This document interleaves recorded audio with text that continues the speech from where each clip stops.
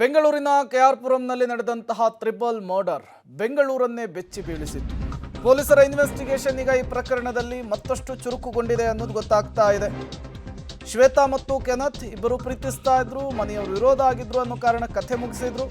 ಕೊಲೆ ಬಗ್ಗೆ ಈಗ ಪಿನ್ ಟು ಪಿನ್ ಡೀಟೇಲ್ಸ್ ಅನ್ನ ಪೊಲೀಸರು ಕಲೆ ಹಾಕಿದ್ದಾರೆ. ವಿಡಿಯೋ ಸಮೇತ ಎಲ್ಲವನ್ನೂ ಕೂಡ ದಾಖಲು ಮಾಡಿಕೊಂಡಿದ್ದಾರೆ ಪೊಲೀಸರು.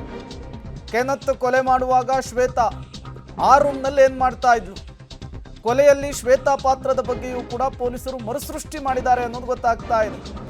ಕೊಲೆಗೆ ಪ್ಲಾನ್ ರೂಪಿಸಿದ್ರ ಬಗ್ಗೆ ಟೆಕ್ನಿಕಲ್ ಸಾಕ್ಷ್ಯವನ್ನು ಸಂಗ್ರಹಿಸಿದ್ದಾರೆ.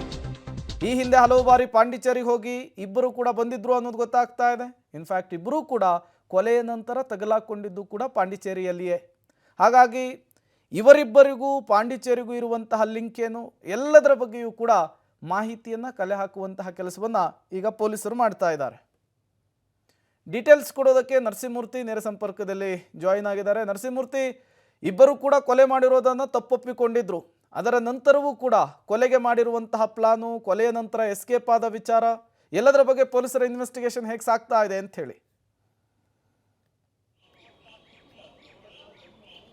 ಪ್ರೇಮ್, ಕೆಆರ್ಪುರಂನ ತ್ರಿವಳಿ ಕೊಲೆ ಪ್ರಕರಣ ಸಂಬಂಧ ಪೊಲೀಸರು ಆರೋಪಿಗಳನ್ನು ಕರೆದೊಯ್ದು ಸ್ಪಾಟ್ ಮಹಜರ್ ಪ್ರಕ್ರಿಯೆಯನ್ನು ನಡೆಸುವಂತಹ ಸಂದರ್ಭದಲ್ಲಿ ಸೀನ್ನ ರೀಕ್ರಿಯೇಟ್ ಮಾಡಿದ್ದಾರೆ. ಅಂದರೆ ಮರುಸೃಷ್ಟಿಯನ್ನು ಮಾಡುವಂತಹ ಕೆಲಸವನ್ನು ಮಾಡಿದ್ದಾರೆ.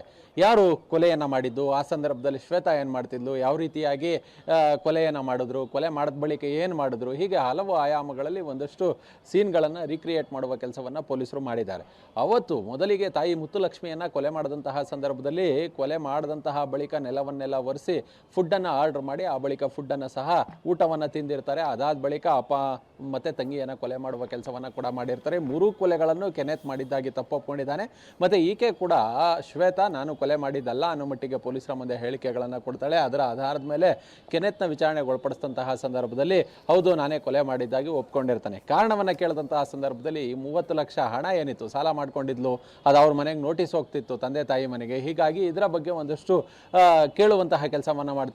ಕೊಟ್ಟ ಹಣವನ್ನು ಏನಿದೆ ಆ ಹಣವನ್ನು ವಾಪಸ್ ಕೊಡು ಅಂತೇಳಿ ಈ ಕೆನೆತ್ಗೆ ಹಿಂಸೆಯನ್ನು ನೀಡುವ ಕೆಲಸವನ್ನು ಆ ಪೋಷಕರು ಮಾಡ್ತಿದ್ರು. ಇದೇ ಕೋಪದಿಂದ ಕೊಲೆ ಮಾಡಿದ್ದಾಗಿ ಆರೋಪಿ ಕೂಡ ಒಪ್ಕೊಂಡಿದ್ದಾನೆ. ವಿಚಾರ ಈ ರೀತಿಯಾಗಿ ಇಷ್ಟಕ್ಕೆ ಕೊಲೆ ಮಾಡೋದಕ್ಕೆ ಸಾಧ್ಯನಾ, ಬೇರೆ ಏನಾದರೂ ಇದೆಯಾ ಅನ್ನೋ ಮಟ್ಟಿಗೆ ಒಂದಷ್ಟು ತನಿಖೆಯನ್ನು ನಡೆಸಿದಂತಹ ಸಂದರ್ಭದಲ್ಲಿ ಇಲ್ಲ ಇದೇ ಉದ್ದೇಶಕ್ಕೋಸ್ಕರ ಕೊಲೆಯನ್ನು ಮಾಡಿದ್ದಾರೆ ಅನ್ನೋ ಒಂದಷ್ಟು ಮಾಹಿತಿಗಳು ಸಿಗ್ತಿದ್ದಾವೆ. ಅದರ ಜೊತೆಗೆ ಆರೋಪಿ ಮತ್ತು ಆರೋಪಿತೆ ಈ ಹಿಂದೆ ಈಗ ಅಂದ್ಕೊಂಡಂತೆ ಇವರಿಬ್ಬರು ಕೂಡ ಲಿವಿಂಗ್ ರಿಲೇಷನ್ಶಿಪ್ನಲ್ಲಿ ಇದ್ರು ಅನ್ನೋದು ಒಂದಷ್ಟು ಮಾಹಿತಿಯನ್ನು ಹರಿದಾಡ್ತಿತ್ತು.